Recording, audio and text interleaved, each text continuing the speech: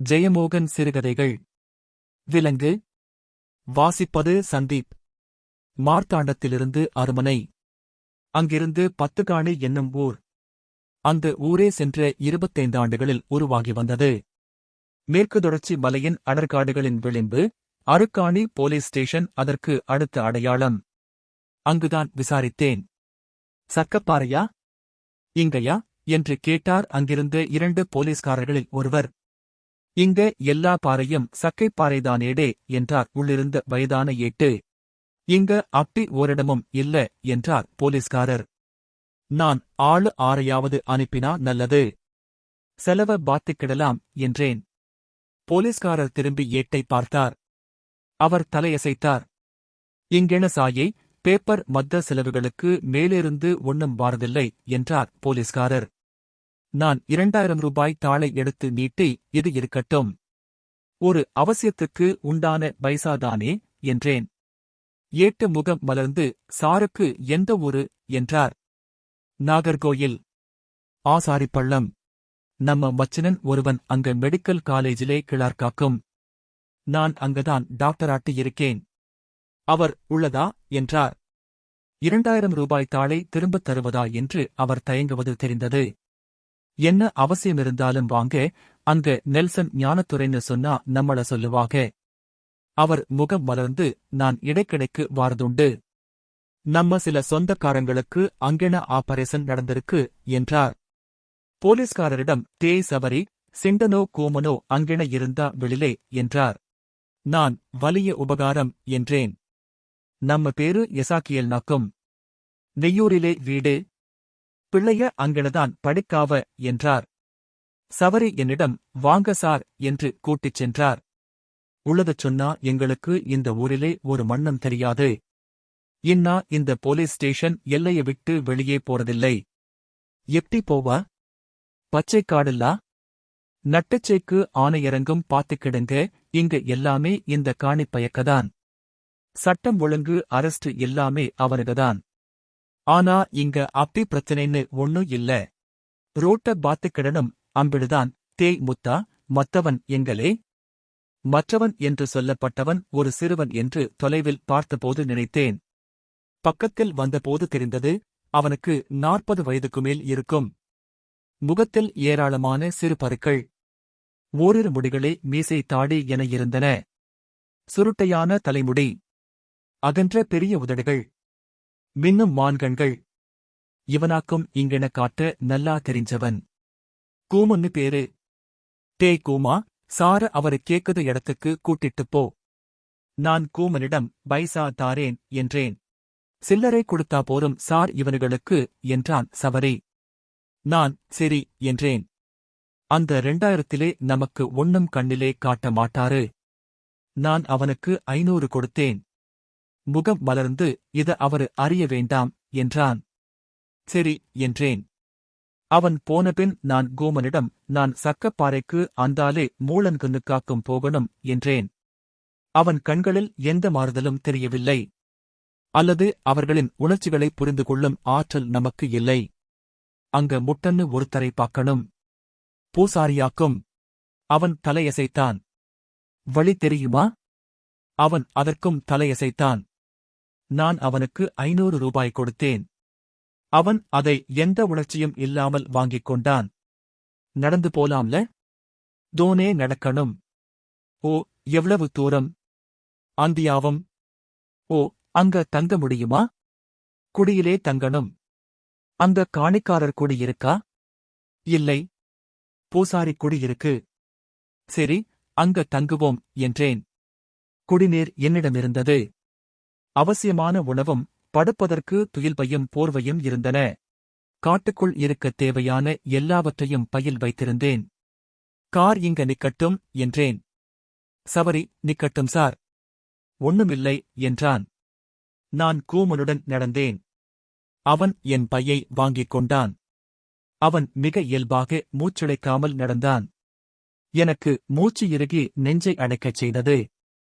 மலைப்பாதை இருபக்கமும் செறிந்த பசுந்தழைகளுக்கு நடுவே ஈரமான மண்ணுடன் இருந்தது. இலைகளில் சிறிய சுண்டு புழுக்கள் இருந்தன. பச்சைத் தழைகள் வெயிலில் வாடும் மணம். காடெங்கும் நீராவி நிறைந்திருந்தது. நள்ளிரவின் ரீங்காரம் உள்காட்டுக்குள் ஒலித்தது. இங்கு அட்டை உண்டா? இப்பம் இல்லை. மழையிலே வரும். அவன் எனக்கு ஒரு இலையை பறித்துத் தந்தான். தின்னா சீனம் மாறும். அதைப்பற்றி நான் கேட்டிருந்தேன். காணிக்காரர்களைப் பற்றி ஆய்வு செய்பவர்கள் அதை மேஜிக் பச்சை என்பார்கள். அதை மென்று தின்றபோது வாய் முறுமுறுப்பாக இருப்பது போலிருந்தது. பச்சை வெற்றிலையை மென்றது போல. ஆனால் சற்று நேரத்திலேயே களைப்பு குறைந்துவிட்டது. உண்மையிலேயே களைப்பு போய்விட்டதா, அல்லது என் மனமயக்கமா? என் மூச்சிழைப்பு நின்றுவிட்டதை உணர்ந்தேன். வழியில் ஒரு சரிவான பாறையில் அமர்ந்தோம். செம்மண் இறுகி உருவான பாறை தசைக்கதுப்பு போலிருந்தது.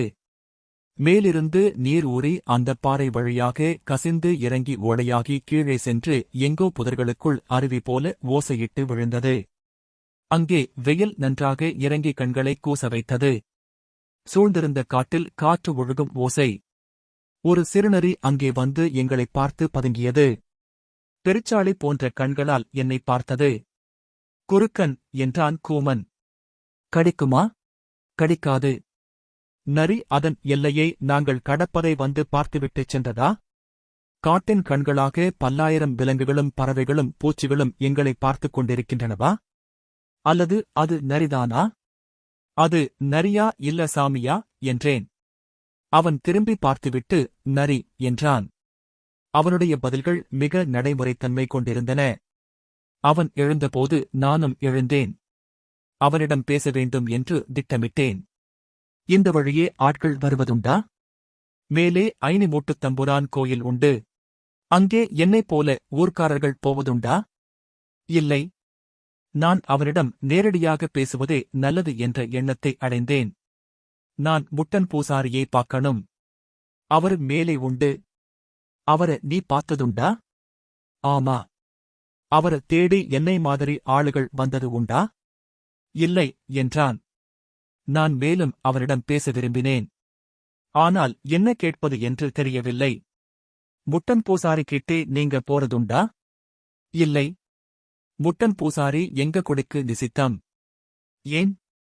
அவன் செங்கிடாய்க்காரனுக்கு பூசாரியாக்கும். அதனாலே செங்கிடா கொடுப்போம். பிறவு போக மாட்டோம். இவனிடமிருந்து எதுவும் கிடைக்காது என்று புரிந்து கொண்டேன். முட்டன் பூசாரிக்கு எவ்வளவு வயது இருக்கும்? நிறைய. பாறை மாதிரி வயசு. எவ்வளவு நாளா அங்க இருக்கார்? மலையிலே பாறை இருக்குல்லா? அதே மாதிரி. நான் பெருமூச்சு விட்டேன். ஒரு மலையோடை குறுக்கே மிக விரைவாக சென்றது. அதை நான் அவன் கையை பிடித்து கடந்தேன்.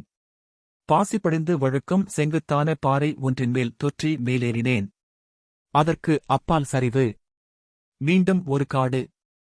ஆனால் மிகச் செறிந்தது. பச்சை யானை பிண்டங்களைக் கண்டேன். ஒரு மான் கூட்டம் செவி விடைத்து இறுகப் பூட்டிய வில்லின் அம்புகள் போல நின்று எங்களைப் பார்த்தது. நான் ஒரு கல்லில் மிதித்து அது உருண்டபோது அம்புகள் பறந்தன. அவன் ஒரு பாறையைக் காட்டி அதாக்கும் என்றான். அந்தப் பாறை செங்குத்தாக எழுந்து வளைந்து நின்றது. அதன்மேல் மண்படிவு, அதில் சிறிய மரங்கள் நின்றன. செம்மண் நிறமான பாறை. ஆற்றங்கரையில் நீர் அரித்த சேற்றுப் பரப்பு போல அதில் பலவகையான வழுவுகளின் வடிவங்கள். சிவப்புத்திற்றல்கள். காவிப்பட்டைகள். என்ன என்றேன். அந்தக் குகை. குகையா? குடி என்றாய். குகையும் குடிதான். முட்டன் குடி அது. வா காட்டு. இதுக்கு மேலே நிசித்தம். நான் அவனை பார்த்தேன். அவன் வற்புறுத்தினால் வரமாட்டான் என்று தெரிந்தது. போக முடியுமா? வழி உண்டு. நான் அவனிடம் நீ நாளைக்கு காலை இங்கே வா என்றேன். அதன்பின் என் தோள்பையை அவனிடமிருந்து வாங்கிக் கொண்டு நடந்தேன். கூமன் பின்னால் அங்கே நின்றிருக்கிறான் என்று தோன்றிக் கொண்டே இருந்தது. ஆகவே ஒருமுறை திரும்பிப் பார்த்தபோது அவன் இல்லை என்பது என்னை திடுக்கிடச் செய்தது.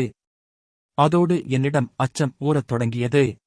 அதுவரை அச்சமே இருக்கவில்லை. ஏனென்றால் நான் அதை எவ்வகையிலும் கற்பனை செய்திருக்கவில்லை. அந்தக் குகை மலைச்சரிவில் ஒரு தசைமடிப்பு போல தெரிந்தது. அல்லது மீனின் வாய் போல. அதற்குள் பெரிய தேன்கூடுகள் தொங்கின. மாட்டின் உடலில் உண்ணிகள் தொங்குவது போல. அங்கே எழுந்த தேனீக்களின் ரீங்காரம் கீழே கேட்டது. மேலே செல்ல படிகள் இல்லை. தொற்றி ஏற வேண்டும். நான் கொஞ்சம் தயங்கினேன். ஆனால் ஏறியபோது பாறையின் சொரசொரப்பு நன்றாகவே என்னை பற்றிக் கொண்டது. காற்றில் அரித்த பாறை. மேலே சென்று நின்றபோது மூச்சு வாங்கியது. நான் நினைத்ததை விடப்பெரிய குகை. 10 ஆள் உயரமிருக்கும். மேல் வளைவில் தேனீக்களின் ரீங்காரம். தரையில் பீந்து விழுந்த தேனீக்கூடுகள் மிதிப்பட்டு அரைந்து கிடந்தன. தேன்மெழுகின் மணம். அங்கே எவரும் இருப்பதாகத் தெரியவில்லை. சார் என்றேன். அதன் அபத்தத்தை உணர்ந்து ஐயா என்றேன். சாமி என்று மாற்றிக்கொண்டேன். குகை மிக ஆழமானது என்று தெரிந்தது. 2 கிளைகளாக பிரிந்து இருட்டாக மடிந்து உள்ளே சென்றது. அதற்குள் மேலிருந்து கூம்புகளாக சுண்ணாம்பு பாறை முனைகள் தொங்கின. குட்டி போட்ட நாயின் முலைகள் போல. 6 மிக அருகே குரல் கேட்டது. நான் திடுக்கிட்டு திரும்பினேன். நான் என்றேன். அவர் நான் எண்ணியது போல இல்லை. பழங்குடி பூசாரி என்னும்போது நம்மிடம் ஒரு பிம்பம் உருவாகிறது. அவர் சவரம் செய்திருந்தார். 3 நாள் தாடிதான். பெரிய வளைவு மீசை. சாதாரணமான பாலியஸ்டர் சட்டை, நீலச்சாய வேட்டி. காலில் ரப்பர் செருப்பு. கையில் HMT வாட்சு. தலையில் ஒரு சிவப்பு முண்டாசை காதுமறைய சுற்றிக் கட்டியிருந்தார். அது ஒன்றுதான் அவரை உள்ளூர் சந்தையில் ஒரு சாதாரண வியாபாரியோ தரகரோ அல்ல என்று காட்டியது. அந்த தோற்றம் எனக்கு ஆறுதலூட்டியது. என் பேரு நெல்சன். நான் ஆசாரிப்பள்ளம் ஆஸ்பத்திரியிலே நியூரோ டாக்டர். சைக்காலஜியும் உண்டு. நியூரோனா நரம்பு மண்டலத்தை பத்தி. சைக்காலஜிக்கும் இப்பம் அதுலதானே இடம். நீங்க படிச்சிட்டுண்டா? அங்க இங்க படிக்கதுதான். முன்னாடி இங்க வந்த ஒருத்தர் உங்களை சந்திச்சதைப் பத்தி எழுதியிருக்காரு. அவருக்கு ரிப்போர்ட்டை பார்த்துத்தான் நான் அறிஞ்சேன். பார்த்திடலாம்னு தோணிச்சு. தேடி வந்ததுக்கு சந்தோஷம். உட்காருங்க என்றார். இங்கயா இருக்கீங்க? இது நல்ல இடம்தான். உள்ள கைத்துக் கட்டிலு போட்டிருக்கேன். நீங்க இன்னைக்கு போக முடியாதுல்ல? ஆமா, நான் ஸ்லீப்பிங் பேக் வச்சிருக்கேன். இங்க இன்னொரு கம்பிளியும் நாடாக்கட்டிலும் உண்டு. மடக்கி வச்சிருக்கேன். சௌகரியமாட்டு இருக்கலாம். இறைச்சி திம்பியலா? சாப்பிடுவேன். ஒரு காட்டு முயலை பிடிச்சு கட்டி போட்டிருக்கேன். சமைச்சு கொடுக்கேன். கிழங்கும் இருக்கு. சுட்டிடலாம். சௌகரியமா இருங்க. நான் சௌகரியம்தான் என்றேன். மேலே தேனீக்கூடுகளை பார்த்தேன். அது விழாத இடம் உள்ளே இருக்கு. வாங்க. உள்ளே உண்மையாகவே நல்ல பாதுகாப்பான இடம் இருந்தது. ஏதோ பழைய பள்ளிவாசலின் டோமுக்கு கீழே இருப்பது போல தோன்றியது. அங்கே தரையும் சமமாக இருந்தது. நானே செத்தி சமமாக்கினதாக்கும் என்றார். நைலான் நாடாக்கட்டில் ஒன்று படுக்கை தலையணை விரிப்புடன் இருந்தது. இன்னொன்று சாற்றி வைக்கப்பட்டிருந்தது. அருகே சிவப்பு பிளாஸ்டிக் வாளி, கோப்பை. ஒரு பிளாஸ்டிக் குடுவையில் குடிநீர். ஒரு சின்ன டிரான்சிஸ்டர் ரேடியோ. ரேடியோ எதுக்கு? மழையப் பத்தி சொல்லுதான்லா? நான் பாட்டம் கேப்பேன். இங்க தனியா இருக்கேரா? தனியாட்டும்னா? தனிதான். நான் குகையின் உள்வழியை பார்த்தேன். இந்த குகை எம்படு தூரம் போகுது? அது போகுது ரொம்ப தூரம். ஒரு ராத்திரி போற தூரம்.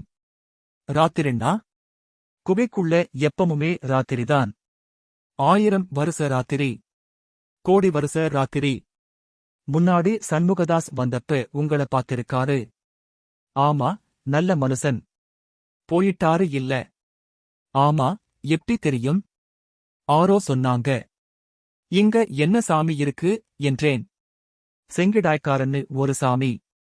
பல இடங்களிலேயும் உள்ளதுதான். ஆனா அது ஒரிஜினலாட்டு காணிக்காரர் சாமியாக்கும். கந்த புராணத்திலே நாரதர் வேள்வி செய்றப்ப மந்திரம் தவறிப்போச்சு. அப்ப யாககுண்டத்திலே இருந்து ஒரு செங்கிடா கிளம்பி வந்திச்சு.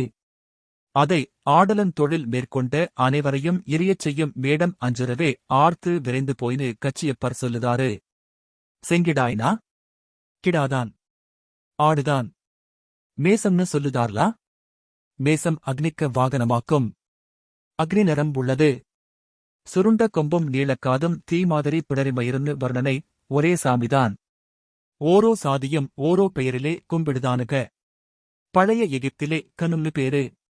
அராமிக்லே பாபோமெட்னு சொல்லுவாங்க, சம்ஸ்கிருதத்திலே அஜமுகன், நைகமேஷன்னு பல பேர்கள் உண்டு என்று அவர் சொன்னார். அதுக்கு இங்க ஆண்டுக்கொருமுறை காணிக்காரனுக செங்கிடாய பலி கொடுப்பாங்க. மத்த நாளிலே ஆரும் வாரதில்லை. நான் மட்டும்தான். நான் எழுந்த கேள்வியை எப்படி கேட்பது என்று எண்ணுவதற்குள் அவரே சொன்னார். இங்க இருக்கதுக்கு நமக்கு ஒரு காரணம் இருக்கு, அதை நான் சொல்ல முடியாது. இங்க இருக்கேன், அம்பிடுதான். உங்க கேள்விய கேளுங்க. நீங்க செங்கிடாய்க்காரனை உபாசனை பண்ணுதீங்களா? அதை கேட்கப்படாதுன்னு சொன்னேன்லா? சரி என்றேன். உண்மையிலே நான் கேட்க வந்தது ஒடுங்குத வித்தைய பத்தியாக்கும். இங்க படிப்பும் அறிவும் இல்லாத ஒரு வயசான பூசாரி இருப்பாருன்னு நினைச்சேன். நீங்க இருக்கதிலே சந்தோஷம். என்ன ஆராய்ச்சி? பேட்டியா? இல்லல்ல, நான் எம்டி வாங்கியாச்சு. இது ஒரு புக்குக்காக என்றேன். நான் பல சைக்காலஜி கேஸ்களை ஆராய்ச்சி பண்ணிட்டு இருக்கிறப்ப ஒண்ணு கண்டுபிடிச்சேன்.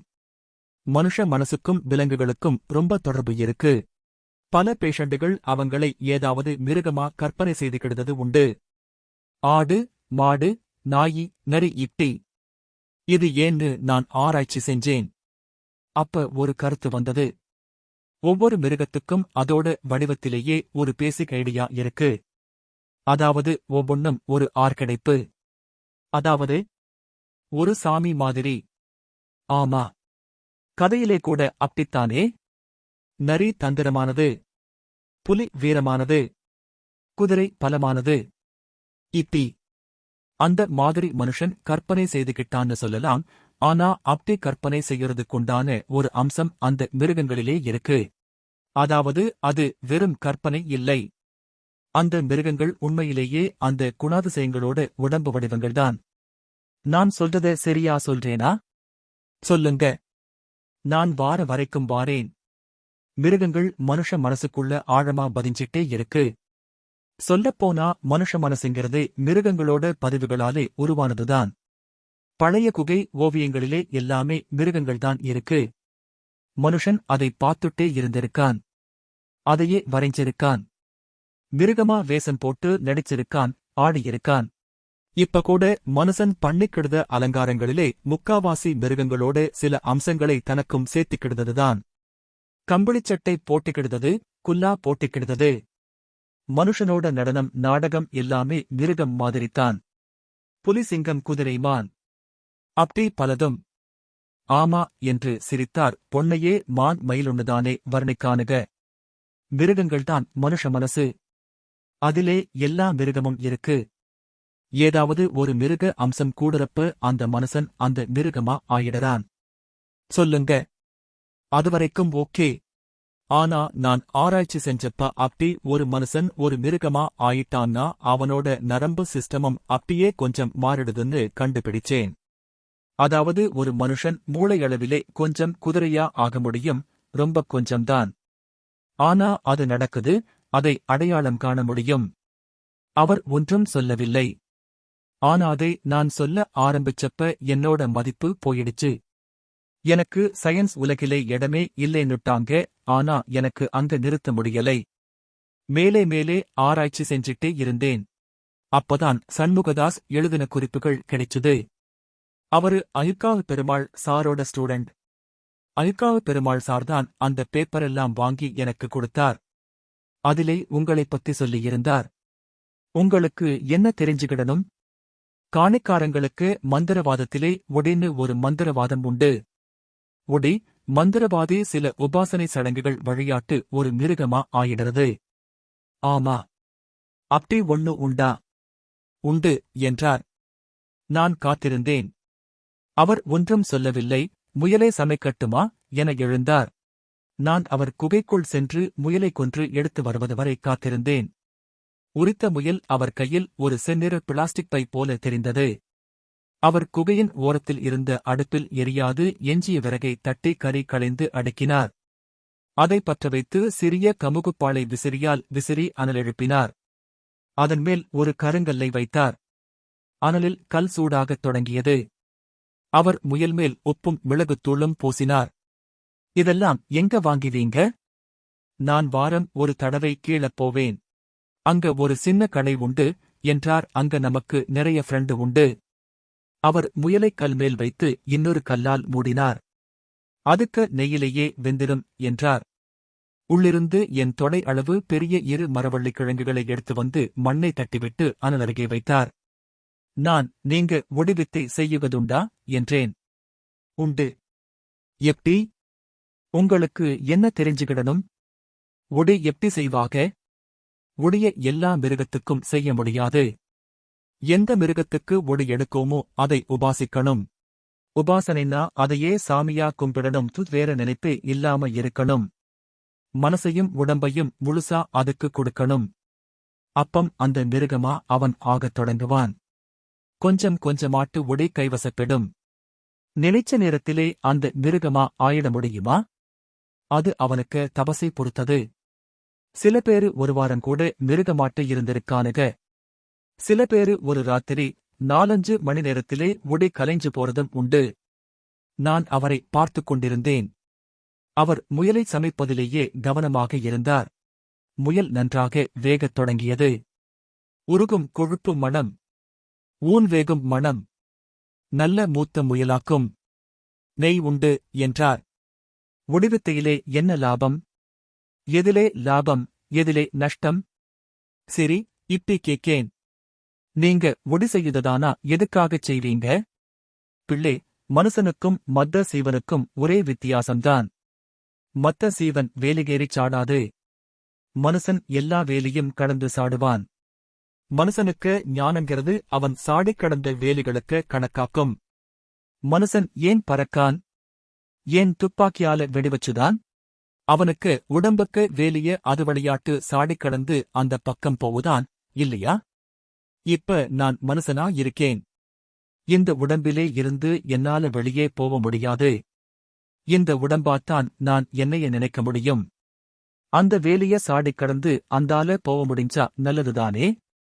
அவர் முயலை மெல்ல வெளியே எடுத்தார். அது உருகிச் சொட்டியது. ஊன் நன்றாகவே வெந்திருந்தது. அதை திருப்பி வைத்தார். நினைச்சுப் பாருங்க, நீங்க போய் உங்களை கண்ணாடியிலே பாக்குதீக. அங்க ஒரு காளை மாடு தெரிஞ்சா எப்படி இருக்கும்? நான் அதிர்ந்து விட்டேன். மெய்யாகவே எனக்கு கைகள் நடுங்கலாயின.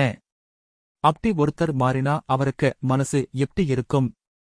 அவருக்கு நியூரோ சிஸ்டம் எப்படி இருக்கும்? ஒரு சாம்பிள் கிடைச்சா நான் எல்லாத்தையும் நிரூபிச்சிருவேன். என்னத்துக்கு நிரூபிக்கணும்? ஆருக்கு? அது சயன்சுன்னா என்றேன். அது உங்க அவசியம். உடையனுக்கு அதிலே என்ன? அது சரிதான் என்றேன். அவர் மீண்டும் அனலை ஊதினார். கனல் சீறியது. ஊன் பொசுங்கும் மணம் எழுந்தது. குகைக்குள் எங்கோ ஏதோ ஓசை. உள்ள என்னென்னமோ இருக்கு என்றார். மிருகங்களா? ஆமா என்றார். உங்களுக்கு பயமில்லையா? இப்பம் பயமில்லை. ஒடியோட லிமிட் என்ன? அதாவது எதுவரை போக முடியும்? அவர் என்னிடம் லிமிட்டுன்னா அது தெய்வம் போட்ட லிமிட்டாக்கும். ஒடியன் முழுசாட்டு மிருகமா ஆகஸ்ட் முடியாது. ஒரு உறுப்பு மனுஷனா மிச்சமிருக்கும். ஒரு விரல், காதுக்க மடல் என்னமாம் ஒண்ணு. ஏன்? ஏன்னா அவன் உடம்புதானே மிருகமாட்டு ஆகுது. அவன் மனசு மனுஷதானே. அப்ப அவன் போடுதது ஒரு வேஷம்தானே என்றார் அவர். வேஷம்னா வேஷக்குறையும் வேணும். பூர்ண வேஷம் அமைஞ்சா பிறகு திரும்ப வர முடியாது. அந்தாலே போயிர வேண்டியதுதான். அப்ப ஒடியனை கண்டுபிடிச்சிடலாம் என்றேன். ஒடியன்னு சந்தேகம் வந்தா உடனே அந்த மிருகத்தை கூர்ந்து பார்த்தா போரும் என்று அவர் சொன்னார். ஏதாவது ஒரு உறுப்பு மனுஷனுடையதா இருக்கும் என்றார். அதை நான் கேள்விப்பட்டிருந்தேன். இது மாறாத ரூலா என்றேன். ஆமா, இந்த ரூல் தெய்வங்களுக்கும் உண்டு. இங்க மலைத் தெய்வங்கள் மனுஷ வடிவமா வாரதுண்டு. காணிக்காரங்க இறைச்சியும் கள்ளும் வச்சு பூசை செய்துட்டு ராப்பூரா டேன்ஸ் ஆடுவாங்க. அதிலே நல்ல அழகான குட்டிகள் இருந்தா மலைத் தெய்வங்கள் மனுஷனா மாறி வந்து கூட்டத்திலே சேர்ந்திரும். அதெப்படி? கதைல்லா என்று சிரித்தார். எவனாவது ஒண்ணுக்குப் போவான்.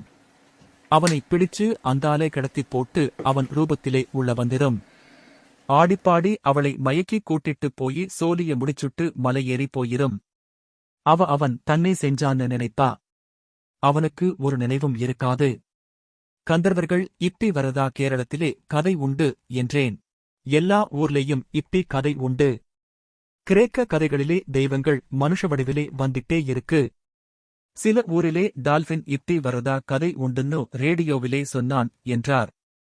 அதனால இங்க காணிக்கார குட்டிகளிட்ட சொல்லிச் சொல்லி வைப்பாக. ஒருத்தன் அப்படி அணைய வந்தா அவனை முழுசாட்டு பாத்திரு, எல்லா உறுப்பையும் தொட்டு பாத்திருன்னு அவர் மேலும் சிரித்து, ஒருத்தி அப்படி எல்லாத்தையும் தொட்டு பார்த்தா. உன்னை மட்டும் தொட்டு பார்க்கல, ஆனா எல்லாம் தொடங்கினப்ப தெரிஞ்சது வந்தது செங்கிடாய்க்காரன். அது செங்கிடாய்க்க வேறாக்கும். நானும் சிரித்தேன். அவர் முயலை எடுத்து அந்த கல்லோடு அப்பால் வைத்துவிட்டு அதில் கிழங்குகளை போட்டார். நீங்க உண்மையிலேயே ஒடி செய்யுவதுண்டா? உண்டுன்னு சொன்னேனே. நான் உங்களை டெஸ்ட் பண்ணலாமா? அதுக்கு நான் எதுக்கு சம்மதிக்கணும்? அப்பம் நீங்க பொய் சொல்லுறீங்க. சரி. அவர் கிழங்குகளைச் சுட்டு எடுப்பதை பார்த்துக் கொண்டிருந்தேன். கிழங்குகள் வெடித்தபோது இனிய மனம் எழுந்தது. சுட்டுத் தின்னா வார மனம் வேறே எந்த சமையலிலையும் வாரதில்லை என்றேன். ஆமா, அதுக்கு சுடப்பட்ட பொருட்கள் புதுசாட்டு இருக்கணும். மனுஷன் மத்த சமையலை கண்டுபிடிச்சதே கெட்டுப் போனதை திங்கத்தானே. உப்பு, புளி, காரம், எண்ணெய், கருவேப்பிலை, கொத்தமல்லி, கடுகு எல்லாமே கெட்டுப்போன உணவுக்கு மணத்தை மறைக்கிறதுக்குண்டான சாமானாக்கும். நீங்க ஆறு எதுக்கு இங்க இருக்கீய? என்ன சொன்னா உங்களுக்கு நிறைவாயிருக்கும் என்று சிரித்தார். சாப்பிடுங்க. அவர் கல்லில் பரப்பி வைத்து முயலையும் கிழங்கையும் சாப்பிட்டேன். ஒரு துண்டு கிழங்கு கூட ஒரு துண்டு இறைச்சி சேர்த்து சவைக்கணும். அதாக்கும் முறை என்றார். மெய்யாகவே அது சுவையாகத்தான் இருந்தது. சாப்பிட்டு நீர் அருந்தி கை கழுவினேன். படுக்கலாமில்ல என்றார். நான் ஏமாற்றமாக உணர்ந்தேன். நீங்க என்ன கேட்கணும் என்றார். ஒடி பத்தித்தான். ஒடி எடுக்கப்பட்டவருக்கு என்ன மாறுதல் வந்திருக்கும்? நரம்பிலே. அவர் சிரித்து, மாறுதல் வந்தா அது தெரியுத மாதிரி இருக்கணுமா என்ன? நான், சரி நீங்க யாரு? எதுக்கு இங்க இருக்கீங்க? சும்மா ஆளுகளை ஏமாத்துகிறதுக்கு சொல்லலாம்னா இங்க ஆரும் பாரதில்லை. நீங்க தனியாட்டு இருக்கீங்க. சரி, வேற என்ன தோணுது? நீங்க செங்கிடாய்க்காரனுக்கு உபாசனை எடுக்கிறீங்க. அவர் சிரித்தார். செங்கிடாய்க்காரனா ஆகிறீங்க? அவர் அதே போல மீண்டும் சிரித்தார். அதுதான் ஒரே பதில் என்றேன். அவர், சரி, அப்படி வச்சுக்கிடுங்க என்றார். கட்டில்களை போட்டு படுத்துக்கொண்டோம். குகைக்குள் பெரிய குளிர் இல்லை. ஆனால் காற்றோட்டமாக இருந்தது. இந்த செங்கிடாய்க்காரன் மாதிரி சாமியெல்லாம் நான் சொன்னது போல மனுஷனிலே இருக்கிற மிருகத்துக்கு வடிவம்தானே என்றேன். எப்டி என்றார். மனுஷன் முதலிலே மிருகங்களை பார்த்து வரைஞ்சான். பிறவு மிருகங்களா தன்னைய நினைச்சுகிட்டு வரைஞ்சான். பிறவு சாமிகளை மிருகங்களா நினைச்சுகிட்டான். அவர் எழுந்து, வாங்க ஒரு விஷயம் காட்டுதேன் என்றார். அவரிடம் டார்ச் லைட் இருப்பதை அப்போதுதான் கண்டேன். அதை இருட்டில் வீசி அடித்தபடி குகைக்குள் சென்றார். எனக்க புறத்தாலே வாங்க. அவருடைய கால் பதிந்த இடங்களில் கால் வைத்து நடந்தேன். அவர் குகைக்குள் சென்று கொண்டே இருந்தார். அவருடைய விளக்கின் வெளிச்சத்தில் குகையின் மேல்கூரையில் ஓவியங்களை பார்த்தேன். மிக மிக தொன்மையான குகை ஓவியங்கள். சிறியவை, வெள்ளை காவி நிறங்களில் வரையப்பட்ட விலங்குகளின் உருவங்கள். குகை ஓவியங்களின் வழக்கப்படி அவற்றில் மனித உடல்கள் மட்டும் தீக்குச்சிகளாக தலையும் கோடுகளுமாக இருந்தன. விலங்குகள் மிக மிக தெளிவாக அசைவுகளுடன் இருந்தன. அவர், இதப்பாருங்க என்றார். அவர் காட்டிய இடத்தில் ஒரு சிறிய ஓவியம். உள்ளங்கையளவு. ஆனால் துல்லியமானது. நல்ல செங்காவி நிறத்தில் வரையப்பட்டிருந்தது. நீண்ட தாடியும் சுருண்ட கொம்புகளும் விலகிய காதுகளும் கொண்ட ஆட்டுக்கிடா. ஆனால் உடல் மனிதனுடையது. கையில் ஒரு கோலுடன் அது பாறையில் அமர்ந்திருந்தது. அதைச் சூழ்ந்து ஏராளமான ஆடுகள் மேய்ந்தன. இது என்றேன். இது செங்கிடாய்க்காரன். எப்ப வரைஞ்சது? இந்த குகையிலேயே பழைய ஓவியம் இது. இதை அதிகமா யாரும் பார்த்ததில்லை. இங்க பகலிலையும் இதே மாதிரி இருட்டு இருக்கும். நான் அதையே பார்த்துக் கொண்டிருந்தேன். போலாமா? நாங்கள் திரும்பி நடந்தோம். நான், இதெல்லாம் எப்படி மனுஷனுக்கு முதல்ல தோணிச்சு என்றேன். தோணுதா? இல்லை, இதெல்லாம் உள்ளபடியே இருக்கா என்றார். சும்மா பயமுறுத்தாதீங்க. நாங்கள் திரும்பி வந்து கட்டிலில் அமர்ந்தோம். நான் நம்பியிருப்பேன். ஆனால் நீங்க இப்படி ரிஸ்ட் வாட்சும் ரேடியோவுமா இருந்தா எப்படி நம்புறது என்றேன். சரி, நம்ப வேண்டாம். இது ராத்திரி. நாம மட்டும்தான். நீங்க ஒரு ஒடிவித்தையை காட்டுங்க பாப்பம். அவர் சிரித்தார். சிரிச்சு மழுப்ப வேண்டாம். ஒரு வித்தைய காட்டுங்க. அவர் படுத்துக்கொண்டு கால்களை நீட்டினார். சரி, முழுசா வேண்டாம். ஒரு செகண்ட் போரும். அவர் எனக்கு அதிலே ஒண்ணுமில்லை என்றார். எனக்கு ஒரு ஆதாரம் காட்டுங்க. படுத்துக்கிடுங்க. காலம்பர நல்லா குளிரும். இல்லேன்னா வாங்க, எங்க லேபிலே உங்களை ஒரு டெஸ்ட் செய்யுதேன். உங்க நியூரோ ஸ்ட்ரக்சரை மட்டும் பார்த்துக்கிடுதேன். அவர் தூங்குங்க என்றார். ஒடின்னு ஒண்ணு இல்லை என்றேன். சரி. ஒரு மனுஷன் ஒரு மிருகத்தையே நினைச்சிட்டிருந்தா அந்த மிருகத்துக்கு சில இயல்புகள் அவனுக்கு வந்துருது. பார்வை, உடலசைவுகள், சத்தம். சில சமயம் அந்த உடம்போட சில சக்திகளும் வந்திடும். ஒரு மனுஷனுக்கு குரங்கு அம்சம் வந்துருச்சுன்னா அவனால மரத்திலே தாவ முடியும். அதே மாதிரி. சரி. அப்பமும் அவன் மனுஷன்தான். மனுஷனாத்தான் இருப்பான். அந்த விலங்க அவன் உடம்பு நடிச்சு பாக்குது. நான் சொன்னதும் அதுதானே? இல்ல, நீங்க சொன்னது மிருகமாட்டு மாறுததை பத்தி. அப்படியா? விளையாடுதீங்க. சொல்லுங்க, ஒடின்னு ஒண்ணு உண்டுன்னா ஒரு சின்ன ஆதாரம் காட்டுங்க. ஆதாரமே இல்லை. போருமா என்றார். நான் எரிச்சலுடன் கண்களை மூடிக்கொண்டேன். இந்த ஆசாமி என்னிடம் விளையாடுகிறார். இங்க மிருகமாட்டு வாரது என்னவாக்கும் என்றார். புரியல்ல. இங்கென தண்ணியாட்டு வாரது என்ன? தெய்வத்துக்க குளுமை. இங்க தீயாட்டு வாரது வானத்துக்க சூடு. அப்பம் மிருகமாட்டு வாரது என்ன? என்னால் பதில் சொல்ல முடியவில்லை. அது இங்க வந்து இப்படி அதைக் காட்டுது. குருதையிலே வேகமா? ஆனையிலே பெலமா? ஆமா என்றேன். அதை மாதிரி தானும் ஆகணும்னு நினைக்குதனாலத்தான் மனுஷன் அதை வரையுதான். ஒடிவித்தை வழியாட்டு அதுவா ஆயிட்டு திரும்பி வாரான். அது மனுஷனாட்டு ஆகுமா? மனுஷனாட்டு வந்தது சம்மதிக்கணும். நான் அந்த பேச்சின் அர்த்தமின்மையால் சலித்து கண்மூடிக்கொண்டேன். இங்க ஒவ்வொன்னும் இன்னொன்னா ஆயிட்டே இருக்கு. ஒண்ணு அப்படி தோணுகிறது, இன்னொன்னுக்கு மயக்கமாக்கும். அது அப்படி அங்க அவனுக்கு காட்டுது. தோற்றம்தான் இருக்கு. தோன்றுறது இருக்கிறதா என்ன? ரெண்டும் வேறல்ல. ஆமா, நான் அச்சொற்களை தவிர்த்தேன். அப்படியே மனதை மூடிக்கொள்ள வேண்டும் என நினைத்தேன். ஆனால் அவர் மேலும் பேசவில்லை. கண்களை மூடிக்கொண்டார். நான் அவரையே பார்த்துக் கொண்டிருந்தேன். அவர் போர்வையை போர்த்திக் கொண்டு குரட்டை விடத் தொடங்கினார். நான் வெளியே ஒரு பெரிய திரை போல தெரிந்த வானைப் பார்த்தேன். ஓரிரு நட்சத்திரங்கள் தெரிந்தன. வானையே பார்த்துக் கொண்டிருந்தேன். நிறைய நட்சத்திரங்கள். திடுக்கிட்டு எழுந்து அமர்ந்தேன். நடுவே நன்றாக அசந்து தூங்கிவிட்டிருந்தேன். அந்த இடத்தில் தூங்க முடிவதே ஆச்சரியம். ஆனால் அன்றைய நாளின் மலையேற்றம் அப்படி. என் அருகே கட்டிலில் அவர் இல்லை. நான் ஐயா என்றேன். அவர் அங்கே இல்லை என்று தெரிந்தது. எங்கு சென்றிருப்பார்? ஒருவேளை செங்கிடாய் ஆகஸ்ட் மாறி காட்டுக்குள் நுழைந்திருப்பாரோ? அந்த எண்ணமே என்னை நடுக்கம் கொள்ளச் செய்தது. எழுந்து பார்த்தேன். கீழே காட்டு விளிம்பில் 4 ஆடுகள் நின்றன. ஒன்று கிடா. அதையே கூர்ந்து நோக்கினேன். அதன் குளம்புகளை, வாலை, காதுகளை, மூக்கை. எங்கேனும் ஒரு மனித உறுப்பு தெரிகிறதா? தூங்கல்லையா என்று அவர் குரல் கேட்டது. நான் திடுக்கிட்டு திரும்பி பார்த்தேன். உள்ளயா இருந்தீங்க? ஆமா, சும்மா ஒரு வாய் தண்ணி குடிக்கப் போனேன் என்றபடி மீண்டும் அமர்ந்தார். தூங்கலையா? இப்பதான் முழிச்சேன். பிரம்ம முகூர்த்தம் ஆயாச்சு என்றார். இப்பம் விடியத் தொடங்கிரும். ஒடிவித்தை காட்டுவீங்கன்னு நினைச்சேன். அவர் சிரித்து, பிரம்ம முகூர்த்தம் கடந்தாச்சுல்லா என்றார். நான் மீண்டும் படுத்துக்கொண்டேன். இம்முறை தூக்கம் எடையுடன் வந்து கைகால்களை கட்டிலோடு அழுத்தியது. மீண்டும் விழித்தபோது நல்ல வெளிச்சம். எழுந்தமர்ந்தேன். கண்கள் கூசின. இங்க சாயை காப்பி இல்லை என்றார் அவர். அப்பால் ஒரு சிறு வேப்பங்குச்சியால் பல்விளக்கிக் கொண்டிருந்தார். நான் கிளம்புறேன் என்றேன். கூமனை வரச் சொல்லியிருக்கேன். நல்லது.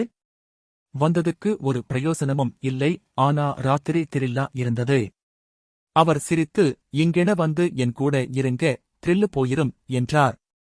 நான் எழுந்து சிறுநீர் கழித்தேன். வாய்முகம் கழுவி நீர் குடித்தேன். கூமன் வந்து நின்று கூவே கூ என்று ஓசையிட்டான். உம்மா ஆளு வந்தாச்சு என்றார். நான் வாரேன் என என் பையை எடுத்துக்கொண்டேன். நேரம் கிட்டும்பம் வாங்க என்றார். பாப்பம் என்றேன். நான் சரிவில் இறங்கி கூமனை அணுகினேன். அவன் என்னை உணர்ச்சியில்லாமல் நோக்கி போலாமா என்றான். சரி என்றேன். நாங்கள் நடந்தோம். சற்று தொலைவு சென்றபோதுதான் என் பையிலிருந்து இரவு பிளாஸ்கை எடுத்ததை நினைவுகூர்ந்தேன். இருடே கூமா. இந்தா வாரேன். நான் மீண்டும் வந்து சரிவிலேறி குகை முகப்புக்கு வந்தேன். அங்கே எவருமில்லை. ஐயா என்று கூப்பிட நாவழ அடக்கிக் கொண்டேன். ஏன் என்று எனக்கே தெரியவில்லை. ஏதோ ஓர் உணர்வு என்னை எதையோ எதிர்பார்க்கச் செய்தது.